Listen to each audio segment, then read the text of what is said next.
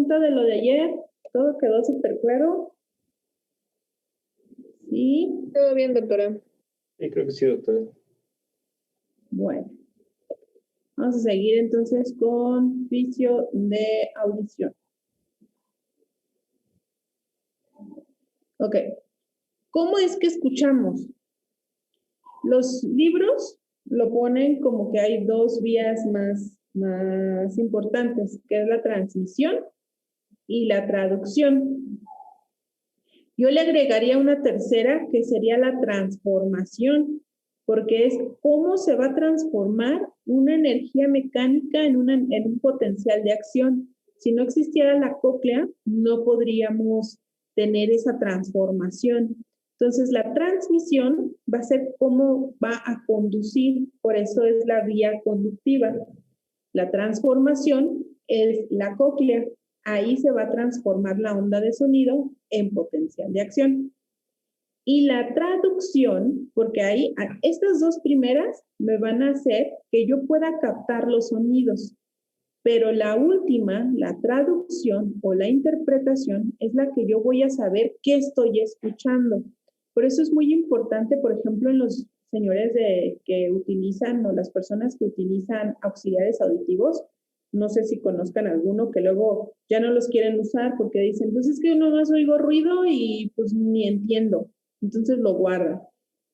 Eso es muy importante en la traducción y la interpretación porque es cómo voy a interpretar lo que estoy escuchando. Yo puedo escuchar un ruido y pues escucho un ruido, pero yo sé si ese ruido es un camión, es un avión, se cayó algo, qué fue lo que pasó. Incluso los pacientes que tienen problemas neurológicos, existen las afasias. En esa, escuchan, pero no saben qué es lo que están escuchando. Hay una pérdida en esto, en cómo van a traducir todo lo que están escuchando. ¿Okay? Entonces, aquí hay una prueba que se llama logoaudiometría, que esa es la que me dice qué tanto está entendiendo el paciente de lo que está escuchando. Qué tanto entiende, qué tan funcional es su audición. Porque si nada más escucha puros ruidos, pues no es una audición funcional, aunque funcione la transmisión y aunque funcione la transformación. Pero la interpretación, si no funciona, pues no es una audición funcional. ¿Ok? Entonces, en las dos primeras partes vamos a tener la conducción. Desde el conducto va a entrar el sonido, va a mover la membrana está fija en la periferia, por lo tanto en medio queda mucho más con esa confianza, con ese movimiento. Es como si yo pongo una sábana, lo agarro de un lado y del otro, pues del medio es donde más se va a mover, ¿no? Como las de esas cosas donde brincan los niños. Los brincolines en medio es donde más se mueve que a los lados. Esto va a traducir, la membrana timpánica va a agarrar todos los sonidos y los va a concentrar en una ventana oval. Para que esto se pueda mover, para que pueda tener esa movilidad la membrana, necesito tener una función íntegra de la trompa de Eustaquio. Si la trompa de Eustaquio no funciona, no voy a tener ese aire, no voy a tener ese espacio que permita que la membrana timpánica se mueva. Entonces, vamos a tener dos tipos de hipoacusias. Las hipoacusias conductivas, que es lo que estamos diciendo ahorita, tiene que ver con el conducto, tiene que ver con la membrana, tiene que ver con la trompa de Eustaquio. No conduce. ¿Por qué no conduce? Porque algo está pasando en esta parte que no se mueve. ¿Okay? Y tenemos las hipoacusias de tipo sensorial. Las sensoriales es cuando algo está pasando en el nervio o en la cóclea que no me traduce. ¿Okay? Y las afasias es cuando algo pasa a nivel cerebral que no hace que entienda, ¿ok? No interpreta. Entonces son 3 niveles. Les digo, en los libros lo tratan como 2, pero pues si entra el sonido, pero no lo interpreto, pues entonces también voy a tener, a lo mejor no es una hipoacusia en cuanto a sonidos, pero es no entiendo, ¿ok? Entonces, conducción aérea va a tener que ver con el conducto, va a tener que ver con la membrana, con la cadena y con la trompa de Eustaquio. Conducción sensorial o nerviosa va a tener que ver con la cóclea y con el nervio auditivo. A esta cóclea, sí, normalmente da 2 vueltas y media, se enrolla en sí. Si yo la desenrollo, o sea, la saco así, la hago como le quito como una serpentina, le quito la curva, va a quedar esto. Aquí voy a tener la ventana oval, que va aquí, arriba, y la ventana redonda. Les decía también, ¿por qué tenemos 2 ventanas? Pues porque en una ventana va a entrar la fuerza mecánica que está ejerciendo los huesecillos y por aquí va a mover los líquidos. ¿Qué líquidos? Pues la perilinfa. Tenemos 2 rampas, una rampa vestibular y una rampa timpánica. Entonces, se mueve el estribo, mueve los líquidos de aquí adentro, viene la onda de sonido, viene la onda, da vuelta aquí en este que se llama el hipotrema y se regresa y la fuerza sale por la ventana redonda. Hay una patología que se llama otoesclerosis, que esta otoesclerosis lo que hace es que fija el estribo a la ventana oval, lo hace como un hueso anómalo y lo pone duro. Esta enfermedad puede avanzar y puede llegar hasta la ventana redonda. Y entonces, si ya no tengo movilidad aquí y no tengo por dónde salga esa fuerza, entonces la hipoacusia va a ser de tipo conductivo, pero porque no se están estimulando las células. O sea, no entra aquí en esta parte. Entonces, si nosotros vemos la cóclea cortada así en transversal, vamos a ver esto. Cada uno de estos es la unidad funcional, que es la rampa vestibular, la rampa timpánica y el órgano de corte. Aquí tenemos otro, aquí tenemos otro, aquí tenemos otro y aquí tenemos otro. ¿Okay?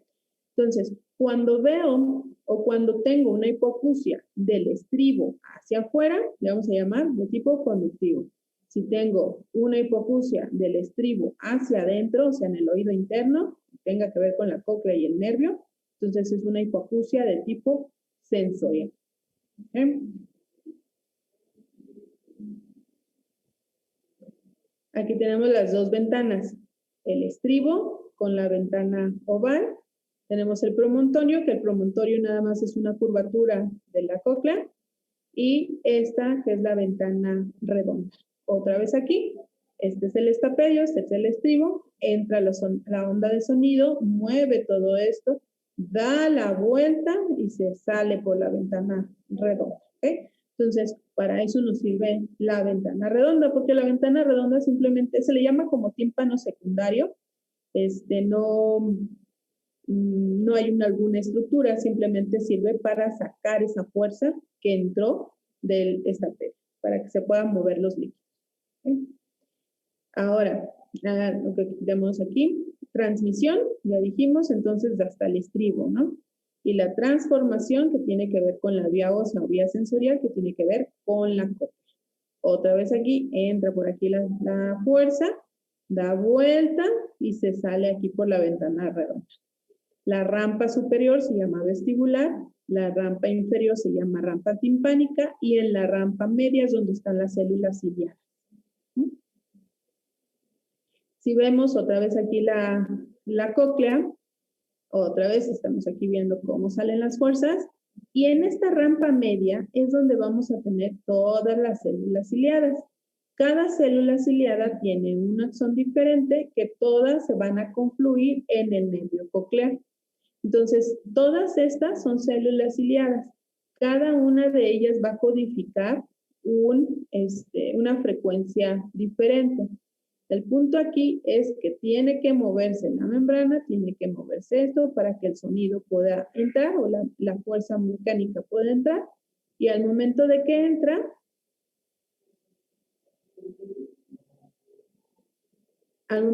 entra, mueve la membrana tectoria, que es esta, que está en la rampa media.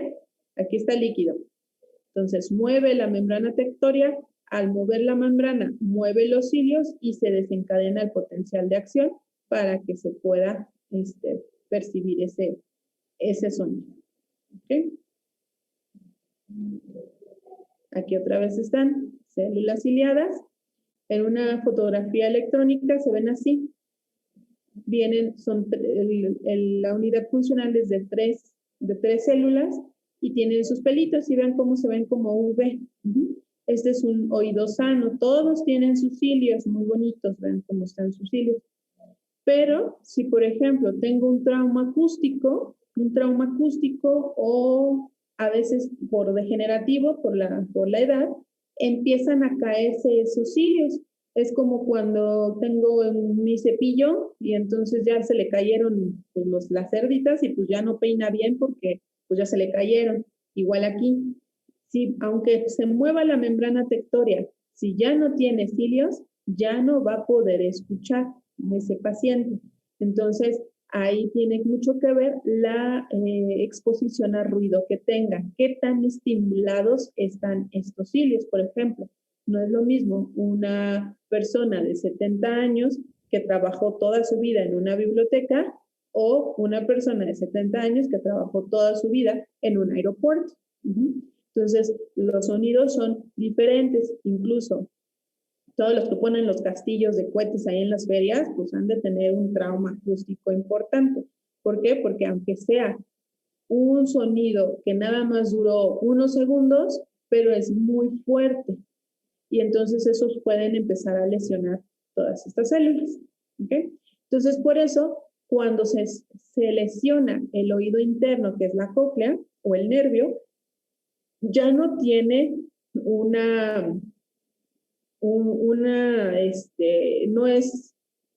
no es curable.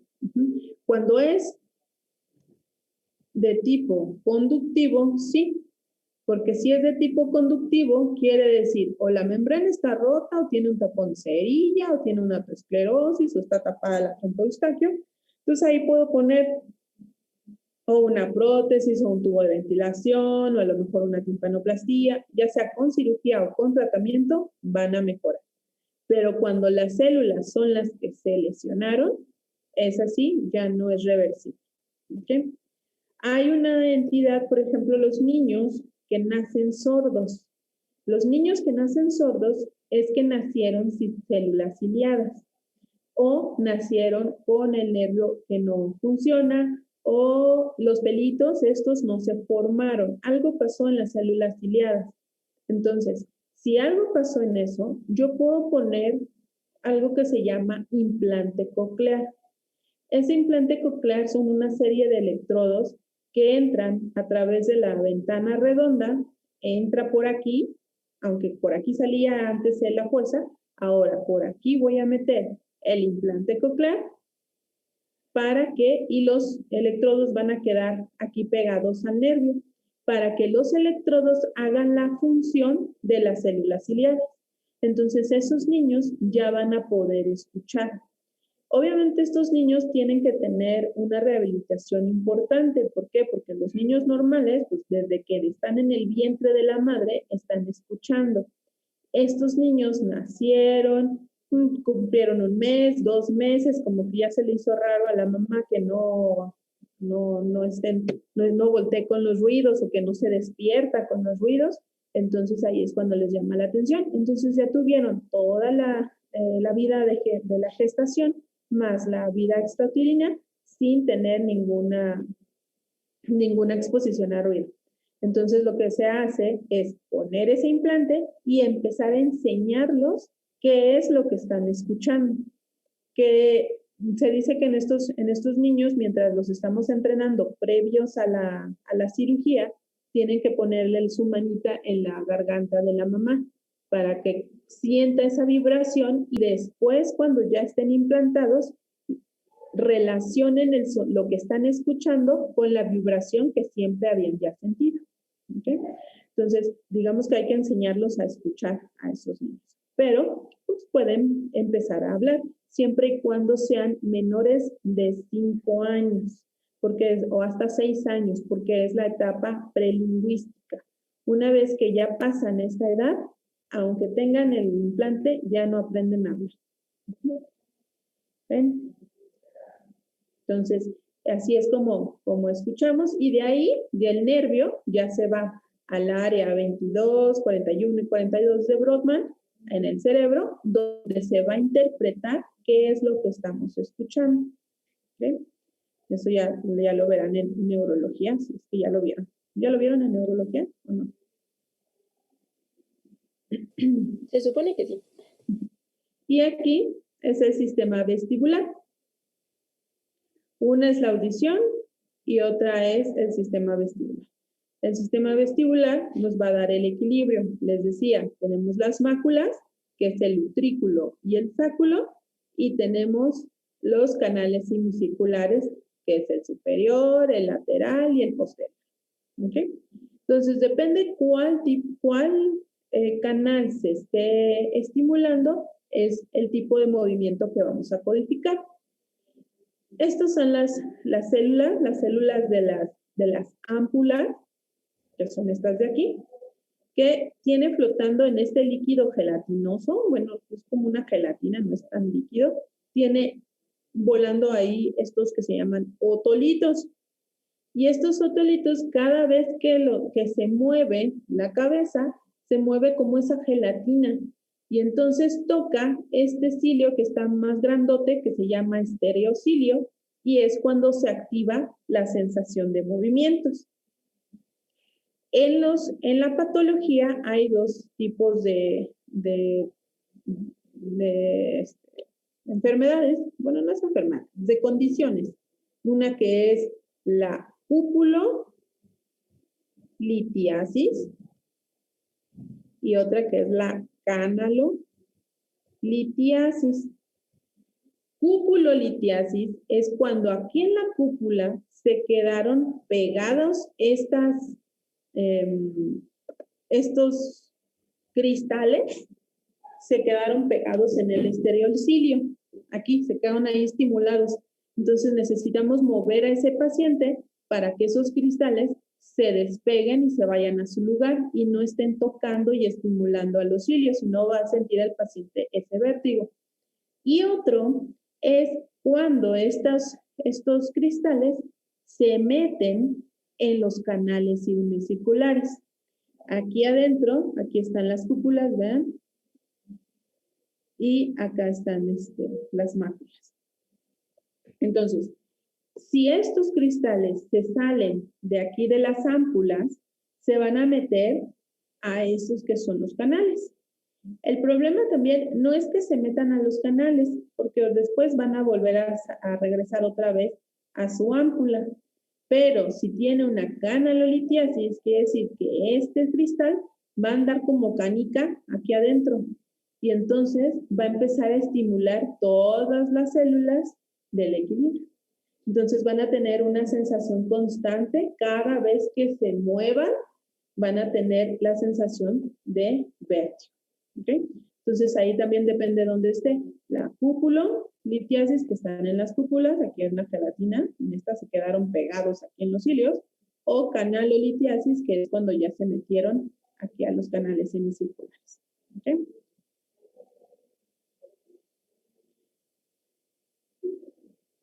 Aquí les decía, o les digo luego a mis pacientes, que el oído es como si fuese un pianito.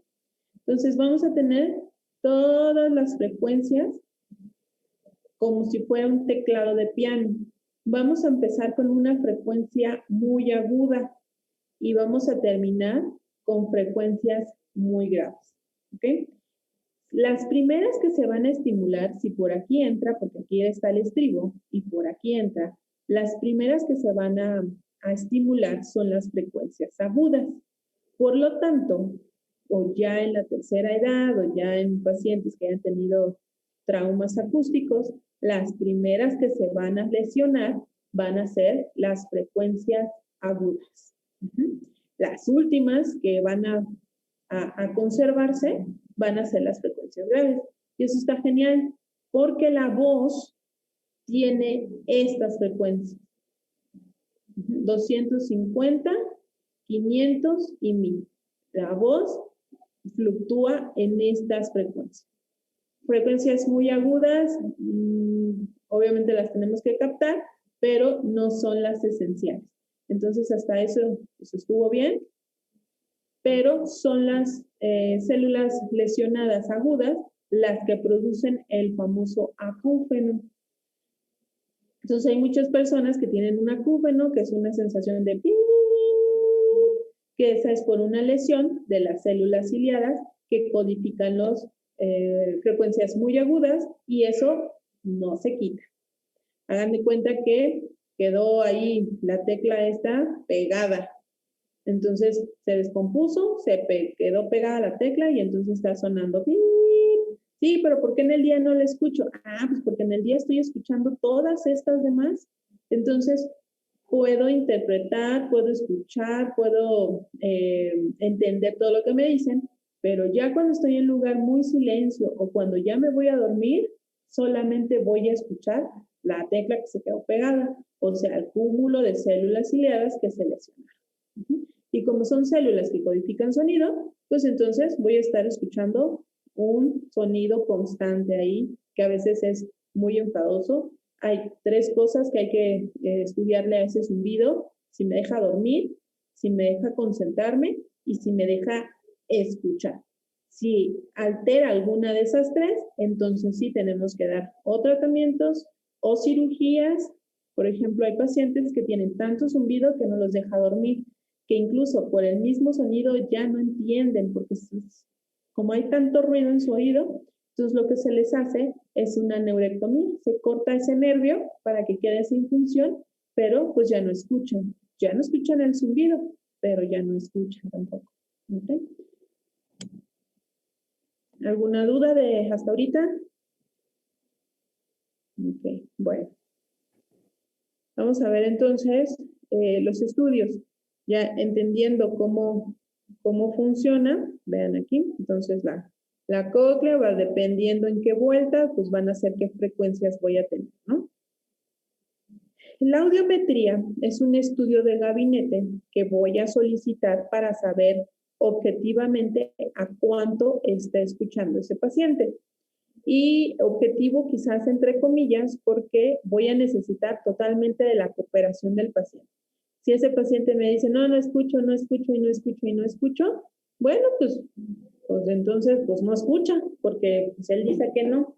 Hay otros estudios que podemos usar para simuladores, sobre todo para medicina del trabajo.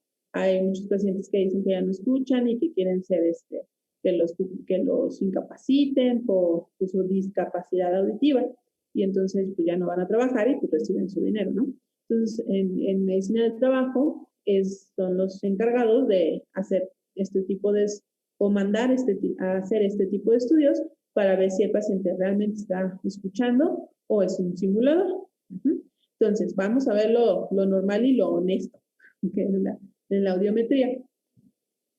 Vamos a tener las frecuencias más graves hacia la izquierda y las frecuencias más agudas hacia la derecha.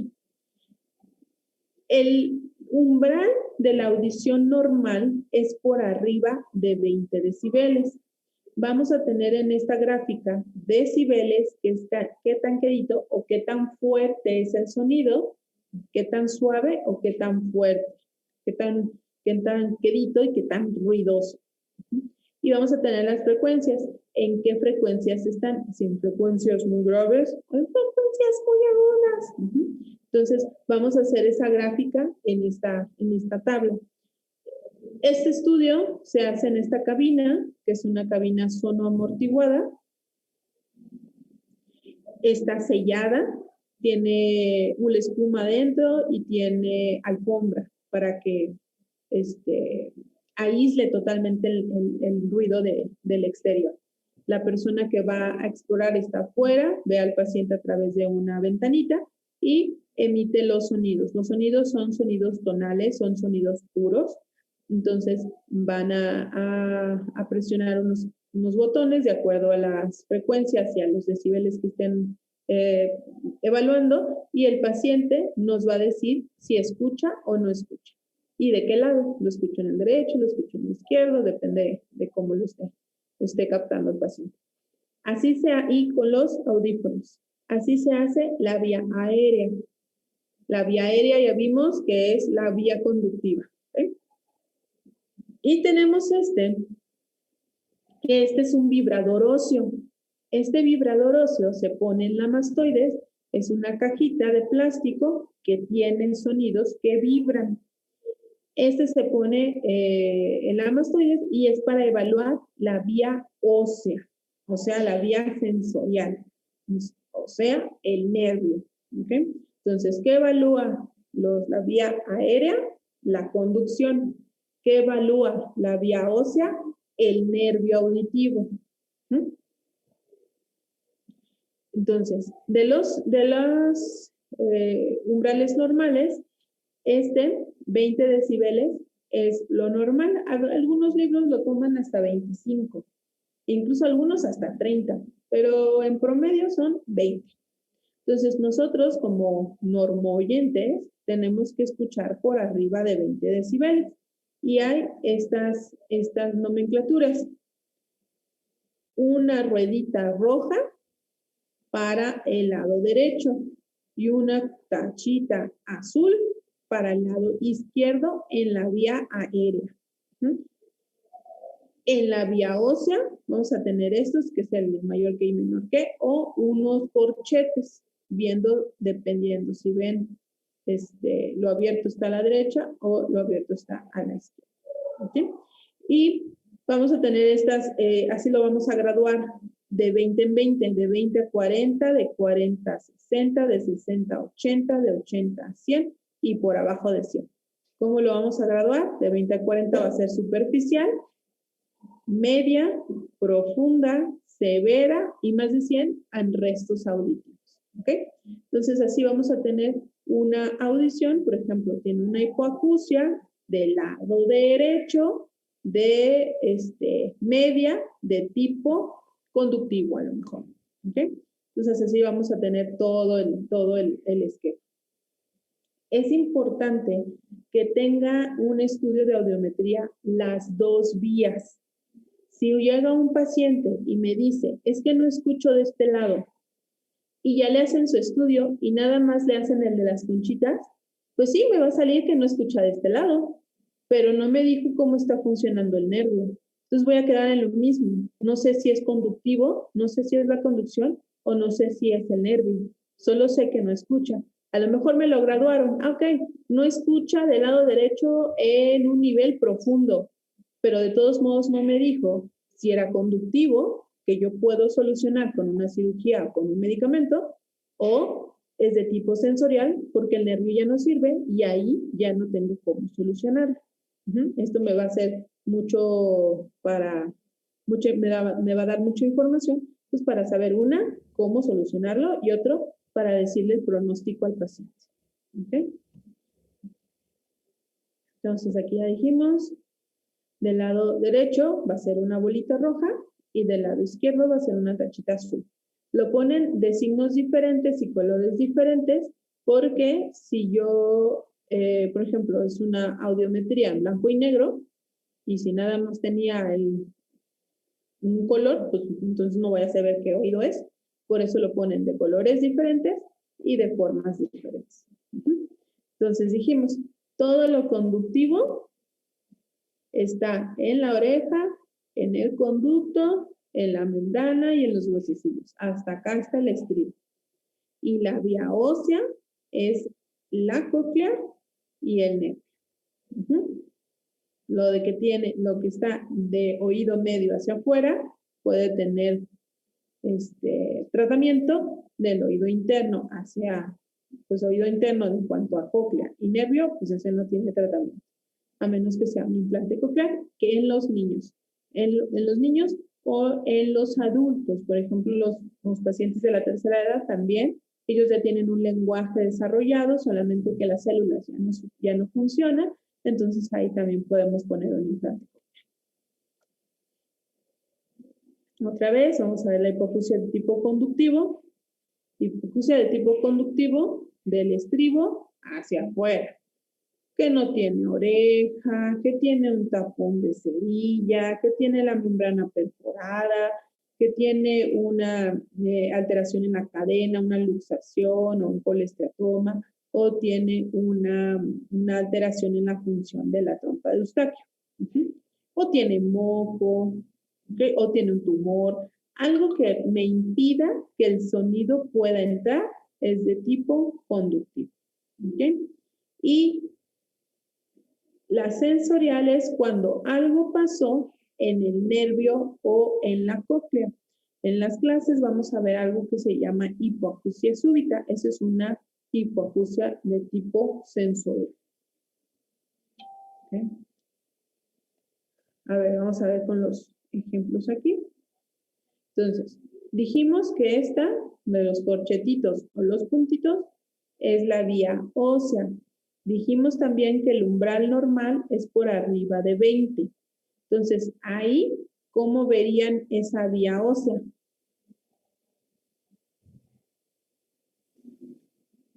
Normal, ¿no? Bueno, adecuada. Ajá. Entonces, la vía ósea me está evaluando ¿a quién? Lo sensorial. El nervio. Ajá, la sensorial o el nervio auditivo. Entonces, me está diciendo el estudio que el nervio auditivo está normal. No tiene nada el nervio está sano. Lo que está alterado, ¿qué sería entonces? La conducción. Conductiva. ¿Y de qué lado? ¿De qué oído? Del izquierdo. Del izquierdo. Fíjense, entonces aquí ya tenemos ¿en qué grado está lesionado? Superficial, ¿no? Entonces aquí ya tenemos un diagnóstico. Tiene una hipoacusia del lado izquierdo, superficial, pero conductiva pura. Entonces ahí ya sabemos que algo está pasando en la entrada. Si nosotros ya hicimos otoscopía y la membrana estaba bien, pues a lo mejor tiene un moco en el oído medio o a lo mejor tiene una autoesclerosis. Entonces, o está tapada la trompa de Eustaquio. Si nosotros vemos, digamos que llegó el paciente, y eso me ha pasado varias veces, que llega el paciente con este tipo de curvas y me dice, vengo porque quiero que me haga un lavado auditivo, un lavado óptico, un lavado de oído, porque me van a poner mi auxiliar auditivo, porque no escucho bien del lado, póngale del lado izquierdo. ¿Qué les dirían ustedes? Y sí, vemos ahí en la otoscopía que el conducto auditivo externo está lleno de cerilla. ¿Qué le dirían ustedes con este estudio? Pues que tal vez con el lavado se mejore. Que no necesita el implante. Así es. Por eso el peor lugar a donde irse a hacer un estudio de audición es un lugar donde vendan aparatos. ¿Okay? Entonces, me ha tocado varios pacientes que van a hacerse un lavado porque se van a poner, porque ya no escuchaban, fueron a que le hicieran su estudio a un lugar para comprarse su aparato y resulta que tenía un tapón de cerilla. Entonces, al momento de lavar ese oído, pues mejora totalmente la audición. Y entonces les digo, ¿y qué? ¿Todavía quiere el auxiliar? No, pues ya no. Pero pues son lugares en donde no saben. No digo que todos, ¿no? Pero sí me han tocado de cierta casa comercial que se anuncia en la tele mucho, que llegan así. ¿Okay? Bueno, del otro lado, en el otro oído, sería un oído ¿de qué lado? Derecho. Derecho. Esta sería la vía ósea, por lo tanto está Normal. por arriba de 20. ¿Y en qué grado ahora tenemos la hipoacusia? Media. Media. Entonces, igual podemos tener a un paciente, por ejemplo, que llegó porque se cayó, porque tuvo un accidente automovilístico, salió volando por el parabrisas, no traía cinturón, entonces salió volando y desde entonces no escucha bien del lado derecho. Ya lo vio neurocirugía, ya no tenía hematoma, ya lo vio ortopedia, no tenía fracturas, pero pues como que no escucha bien de ese lado. ¿Y se fracturó la cabeza? No, pues no me fracturé, no tuve ni hematomas ni nada, solamente no escucho. Vemos el conducto, se ve bien, la membrana se ve bien, no está rota, pero llega con esto. Entonces podemos mandar a hacer una tomografía.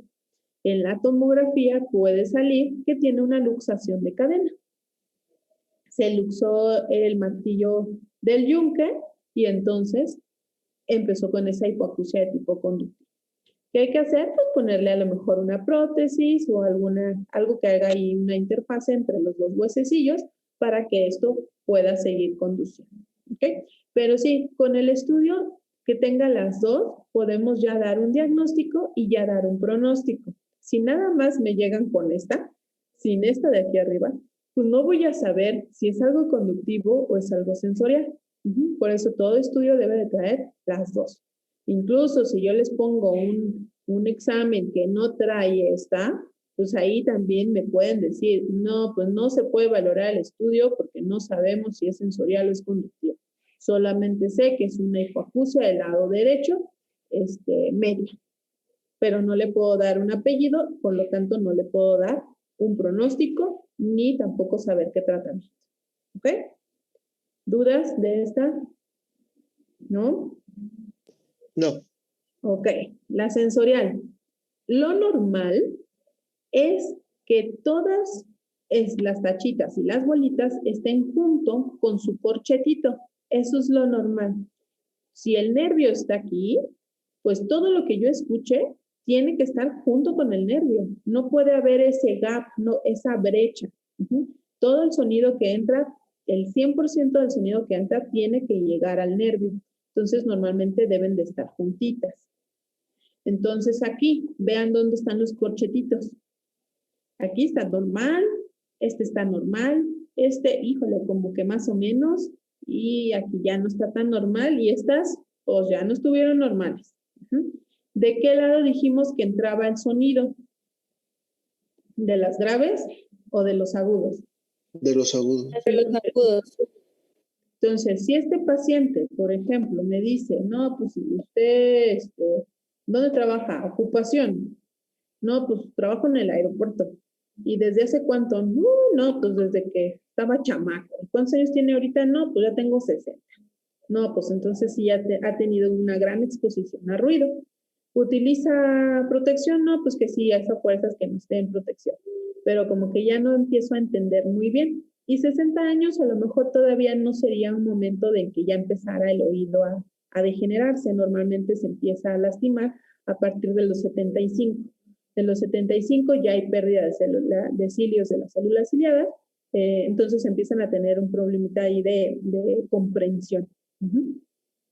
Entonces 60, pues a lo mejor pues tampoco está tan jovencito, pero tampoco está tan viejito.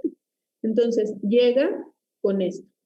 ¿Y usted tiene problemas para entender? Pues a veces, no siempre, pero me lastiman mucho los ruidos, tengo un zumbido, las voces de los trastes cuando se golpean, o los niños cuando gritan me lastiman. Entonces, eso me está hablando de que están lesionadas las frecuencias agudas. En este paciente, por ejemplo, no es candidato a colocar un auxiliar auditivo. ¿Por qué? Porque las tres importantes que dijimos, que eran las frecuencias del habla, que son 250, 500 y 1000, están dentro de lo normal. Si yo le pongo un auxiliar auditivo, entonces si yo quiero subir esta, por ejemplo, la quiero subir 1, 2, 3, 4, que quede hasta acá que quede con el auxiliar auditivo. Pues sí, pero estas vean hasta dónde me va a llegar. 1, 2, 3, hasta acá. Entonces me va a quedar así.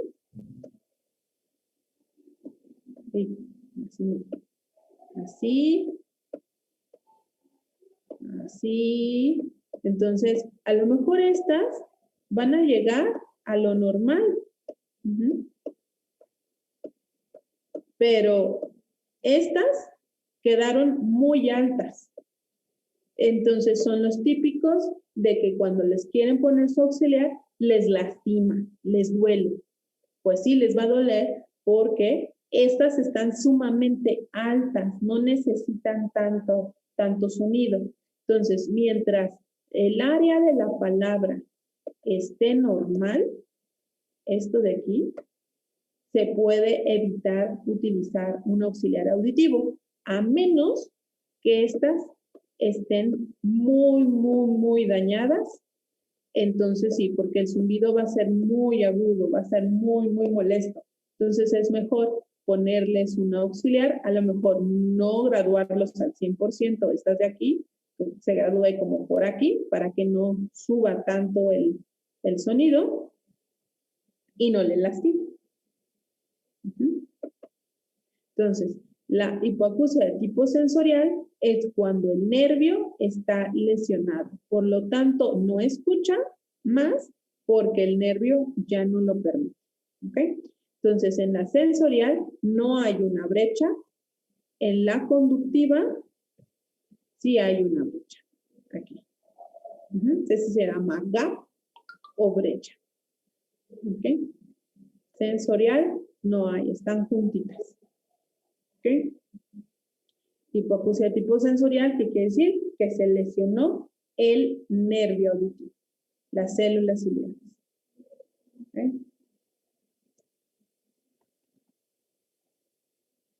¿Sí?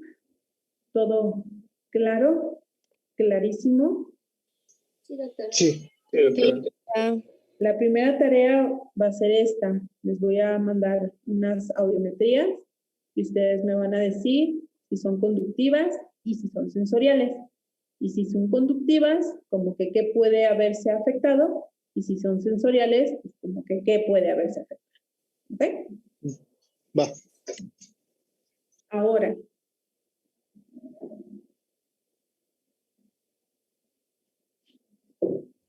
hay un estudio complementario de esto. Por ejemplo, igual, tengo a ese paciente que llegó, que se salió por el parabrisas y entonces desde entonces no escucha el lado derecho. Veo yo el conducto está limpio, la membrana está bien, pues no veo qué más, ¿no? Le mando hacer su tomografía a lo mejor, pero en ese momento, en el estudio en el gabinete de audiología, le puedo mandar a hacer una timpanometría. Este es un estudio complementario de la audiometría, que es este. Este se va a utilizar una oliva, así como las de los audífonos, chiquita, que va a meter aire para que la membrana se mueva. Esto, pues, este airecito está graduado por este aparato. Ay, a ver, espera. ¿Hola? Bien, ¿qué onda? ¿Sí? Sí, estoy dando clase.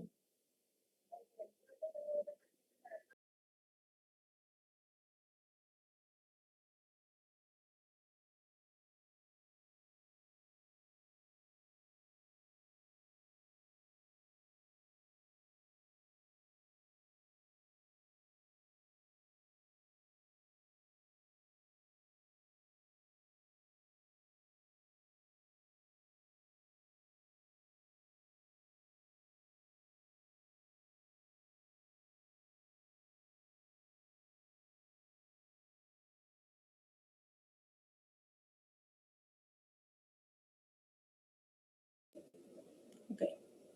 Bueno, entonces, este estudio, que es un estudio complementario, va a ser un airecito, una presión graduada. ¿Para qué me va a servir? Para saber qué tanto está abriendo la trompa de Eustaquio. Si está funcionando o no está funcionando la trompa de Eustaquio. ¿Ok? Voy a tener varias curvas, que son estas tres.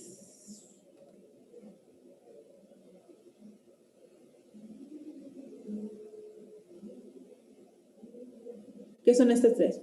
La A, la B y la C. La A me dice que la trompa de Eustaquio se está abriendo a 0 de presión. O sea, es una apertura normal. Entonces, las curvas A me dicen que la trompa de Eustaquio está funcionando bien.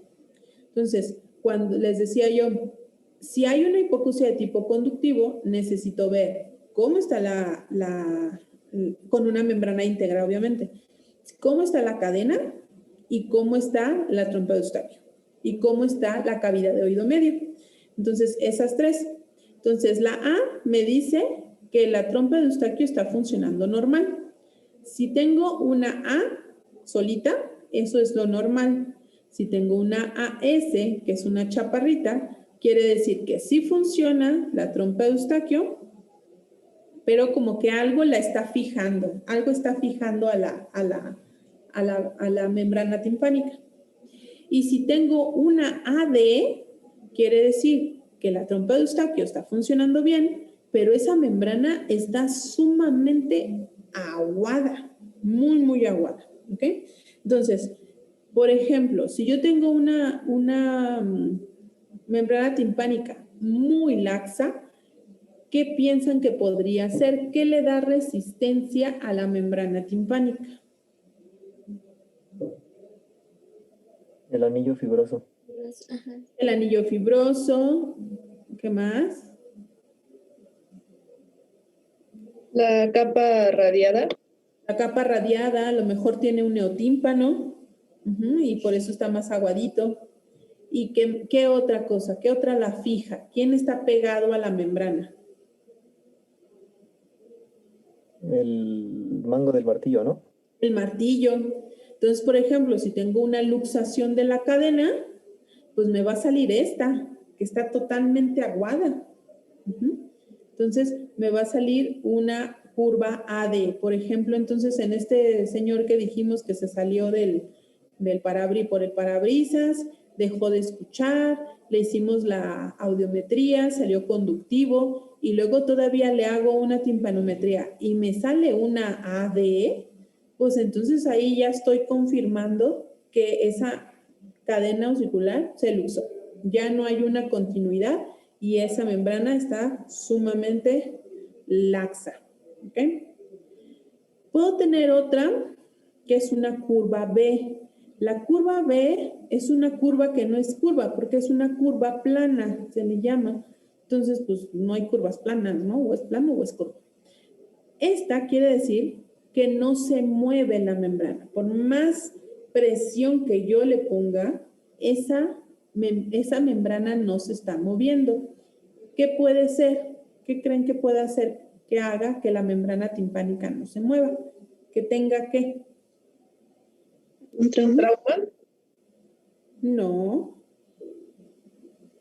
¿Qué tiene que tener el oído medio para que haga que la membrana timpánica no se mueva? Más tejido fibroso.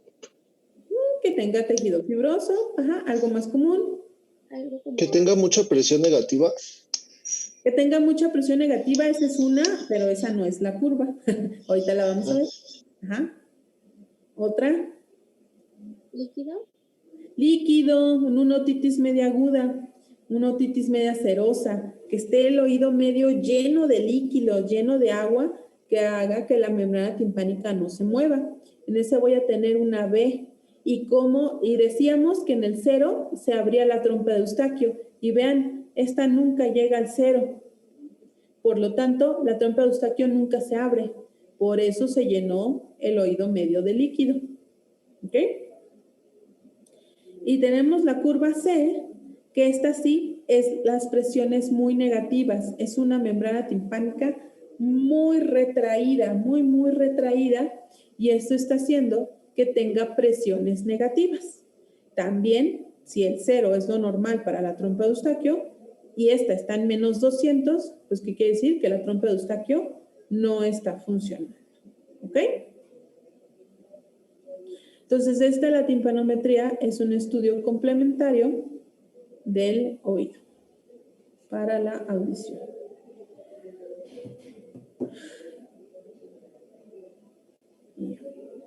Hay otro, en la consulta utilizamos un diapasón para valorar la audición.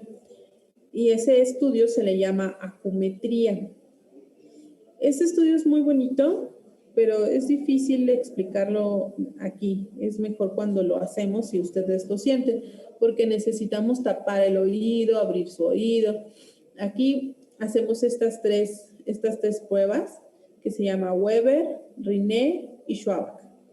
El Weber es un comparativo de cómo escucha un oído y otro. Siempre lo voy a poner en la línea media, voy a hacer vibrar el diapasón. ¿Conocen los diapasones?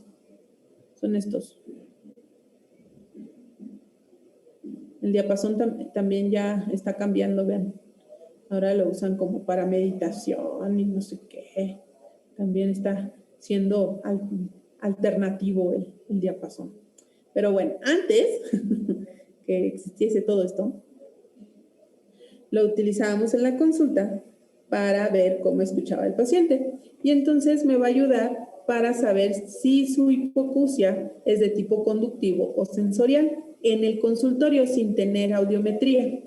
Obviamente, pues no me lo va a graduar, ¿no? No me va a decir si es superficial, media o severa, pero sí me va a decir si es conductivo o es sensorial.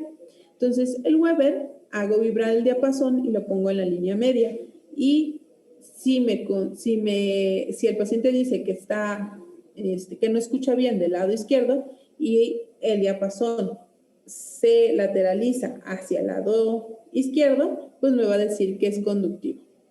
Si el paciente no escucha del lado izquierdo y me lateraliza al lado derecho, al lado sano, pues quiere decir que de este lado el nervio no está funcionando. El Rinne es un comparativo. ¿Cómo escucho mejor? Si en la vía ósea o en la vía aérea. Una persona normal tiene que escuchar mejor en la vía aérea, porque la vía aérea tiene varios amplificadores, que es la oreja, la membrana, la ventana oval, todo eso son una serie de amplificadores. Es como si tenemos una guitarra acústica y una guitarra eléctrica. ¿Cuál suena más fuerte? Pues la eléctrica, ¿no? Porque le pongo el amplificador. Entonces, en el Rinne siempre va a escuchar mejor o debe de escuchar mejor en la vía aérea que en la vía ósea. Si escucha mejor en la vía ósea, pues va a tener algo de tipo conductivo. Si no lo escucha, pues quiere decir que el nervio no está funcionando. Entonces, esto es algo sensorial. Y el Schwabach es una comparativa con el explorador. Se supone que yo tengo un oído sano, voy a explorar a este paciente y tiene que durar, o sea, yo hago vibrar el diapasón y lo pongo en la mastoides. Y tiene que durar lo mismo que yo estoy escuchando. Ya cuando el paciente me diga, no, pues ya no escucho, ya lo agarro y me lo pongo, no, pues yo tampoco. Entonces, eso se supone que está normal. Entonces, tiene que ser igual que el explorador. Si el paciente sigue escuchando, yo ya no escucho, quiere decir que es algo tipo conductivo, porque la conducción ósea es mucho mejor que la aérea. Y la sensorial es cuando está cortado. Lo pongo y a lo mejor ya no lo escucho, pues porque el nervio no está funcionando. Eso normalmente lo hago aquí en la consulta.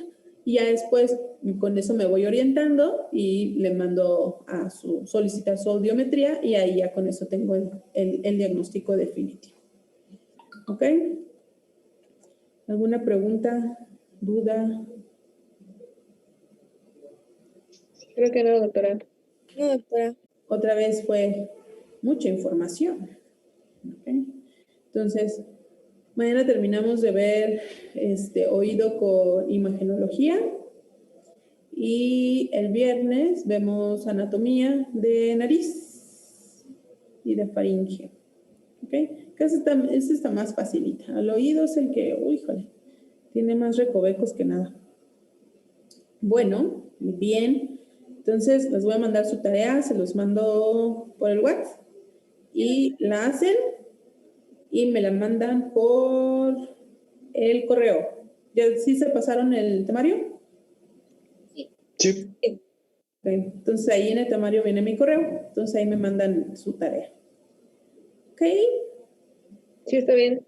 ¿Dudas? Sí. ¿Dudas, preguntas de lo de ayer o lo de ahorita? ¿Queda hiper mega claro? Ay, qué bien explico entonces. Yo tengo una duda, doctora. A ver si es cierto. A ver, dime. ¿Qué predispone a la canalolitiasis? ¿O por qué sucedería? Por movimientos bruscos. Movimientos bruscos, por ejemplo, una caída, un accidente, una ida a Six Flags, cualquier movimiento que sea rotacional. La cabeza tiene codifica varios movimientos, lo que habíamos dicho, ¿no? Gravitacional y lineales. Entonces, casi siempre al momento de levantarse es cuando se presenta. Están las personas dormidas y de repente como que, ay, está Rey Fun, se levantan muy, muy brusco y entonces es cuando no dan chance a esa gelatina a que se siente o se sedimente para poderse mover. Y entonces se mueven y se salen. O se quedan pegados ahí en el estereocilio, pero son por movimientos bruscos. También tiene que ver con enfermedades respiratorias, mucha congestión, que la trompa de Eustaquio no esté funcionando. Tiene que ver con movimientos bruscos. Se dice que también con el alto consumo de sodio, por ejemplo, sal, hace un poco más líquida esa gelatina y entonces se mueven más y entonces se pega también. Hay una enfermedad que se llama síndrome de Meniere, lo vamos a ver después, que eso es otra cosa totalmente diferente, pero también tiene que ver con los líquidos. Y últimamente, ahorita, pues obviamente todo es COVID ahorita, he visto pacientes con inestabilidad y con vértigo, sin canalolitiasis, sin aumento de endolinfa, pero con antecedentes de COVID. Entonces, parece ser que el COVID también está afectando a nivel nervioso, de todos los nervios, de todos. Entonces, he tenido pacientes con vértigo o con hipoacusia súbitas secundario a su evento de COVID. Pero la pregunta es movimientos bruscos, así. Okay, la respuesta. Sí, gracias, doctora. Ok, bueno. Pues entonces nos vemos mañana, ¿ok? Gracias. Mañana. Hasta mañana. Hasta mañana, doctora. Buen día, hasta luego.